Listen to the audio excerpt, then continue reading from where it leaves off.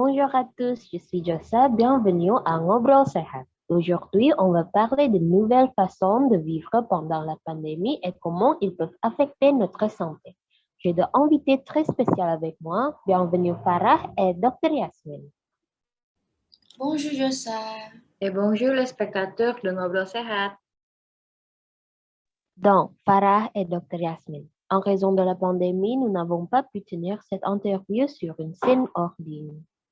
Oui, c'est dommage qu'on ne puisse pas se rencontrer convenablement. Ah, c'est vrai, mais la technologie s'est développée très rapidement. Cette interview peut toujours avoir lieu en ligne. Compte tenu de circonstances, je pense que c'est la meilleure option que nous ayons.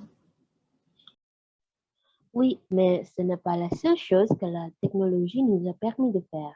Les livraisons de nourriture en ligne sont très célèbres de nos jours grâce à des applications comme GoFood, GrabFood et ShopeeFood.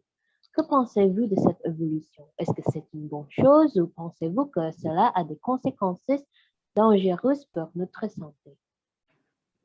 Il me facilite la vie quand je n'ai pas le temps de cuisiner ou quand j'ai une certaine envie de nourriture. J'utiliserai toujours ces applications, mais je pense aussi que cela peut nous rendre plus passereux à long terme.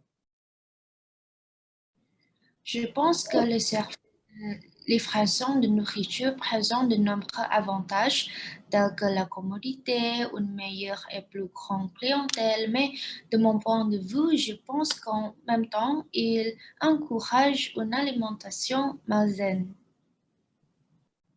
Oh, c'est très intéressant. Pouvez-vous nous en dire plus? Oui, une grande partie des aliments proposés par les applications de livraison de nourriture sont souvent riches en graisse, en sucre et en sel. Un poids malsain résultant d'une mauvaise alimentation peut augmenter notre risque de maladies telles que le diabète, les maladies cardiaques, etc. En plus, de nombreux restaurants dans ces applications fournissent de la malbouffe plutôt que des aliments sains. La pandémie a empiré les choses parce que nous ne pouvions pas aller acheter des plats à emporter nous-mêmes.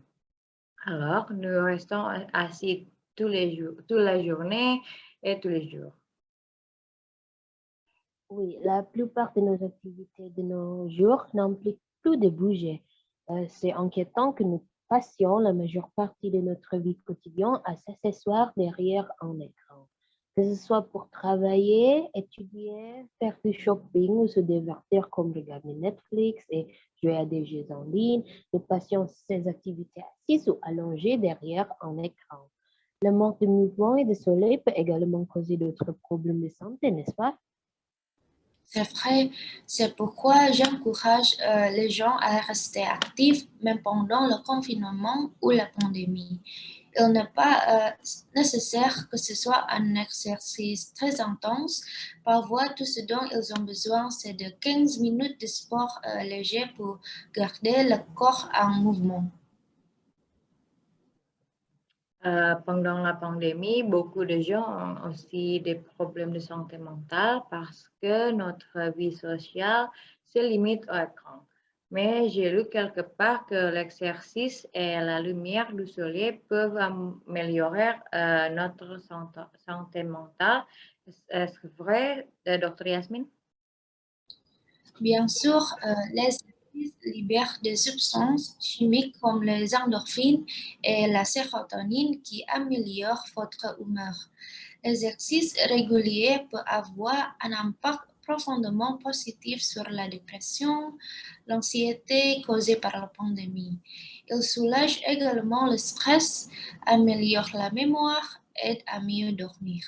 Quel que soit votre âge ou votre niveau de forme physique, vous pouvez apprendre à utiliser l'exercice pour faire face aux problèmes de santé mentale. Ah, alors, selon vous, est-ce que c'est possible d'être complétant et parfaitement sain pendant la pandémie? Comment pouvons-nous bien manger et bien bouger dans cette situation? Oui, c'est possible. Heureusement, nous nous sommes mieux adaptés après 2 ans de pandémie, n'est-ce pas? Les gens ont commencé à prendre conscience de l'importance de la santé. Je vois beaucoup de gens partager des vidéos sur l'amélioration de soi, y compris de notre santé physique et mentale. Pour cette raison, la demande du marché pour aliments sains est fameuse, de sorte que beaucoup de restaurants se sont également tournés vers la vente d'aliments plus sains.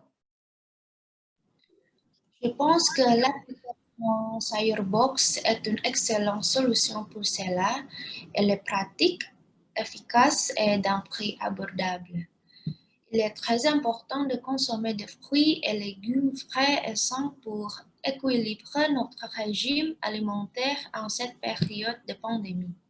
Ok, d'accord, selon Dr. Yasmine, l'exercice est un élément important pour améliorer notre santé. Donc, si aller à la salle de sport se sent intimidant, c'est normal de faire des exercices légers, surtout pour les débutants, comme faire des promenades tous les jours ou faire d'autres activités pour garder notre corps en mouvement, mais n'oubliez pas de toujours respecter les protocoles de santé. Oui, il est également essentiel de savoir que vous pouvez aussi consommer de la vitamine D pour remplacer l'exposition au soleil dont nous manquons pendant cette pandémie. N'oubliez pas aussi de consommer d'autres vitamines comme la vitamine C pour maintenir votre système immunitaire en bonne santé, ainsi que du zinc.